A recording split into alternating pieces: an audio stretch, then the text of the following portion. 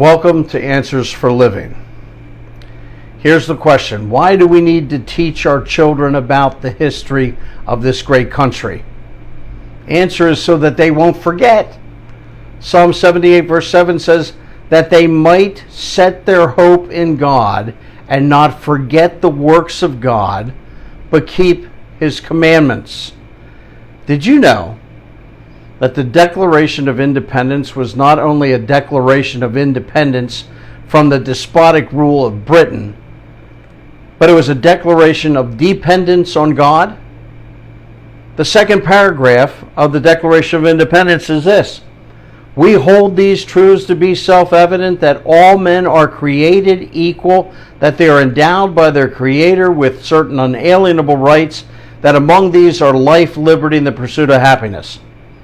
Did you notice that the Founding Fathers believed in the Creator?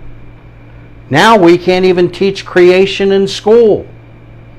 Listen to how the Declaration of Independence closes. And for the support of this declaration, with a firm reliance on the protection of divine providence, we mutually pledge to each other our lives, our fortunes, and our sacred honor. Notice the phrase, with a firm reliance on divine providence.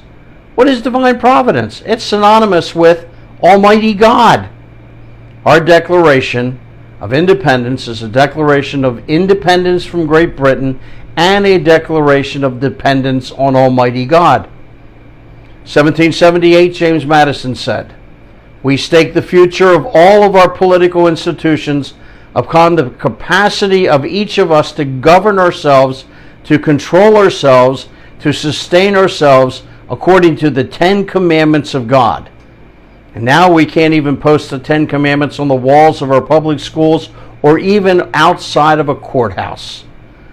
George Washington said, "It is impossible to rightly govern the world without God and the Bible." Daniel Webster said, "Let us not forget the religious character of our origin. Our fathers brought hither their veneration for the Christian religion. They journeyed by its light, labored in its hope, and sought to incorporate its influence in all their institutions, civil, political, and literary." They never said they didn't want God in their government. John Quincy Adams says, "The highest glory of the American Revolution was this: it connected with one indissoluble bond the principles of civil government and the principles of Christianity." Andrew Jackson said, "The Bible is the rock upon which our nation rests." And the fourth stanza of our national anthem says this, and I'm just going to give you the 4 lines right in the middle of that stanza. "Blessed with victory and peace, may the heavens rescued land praise the power that has made and preserved us a nation.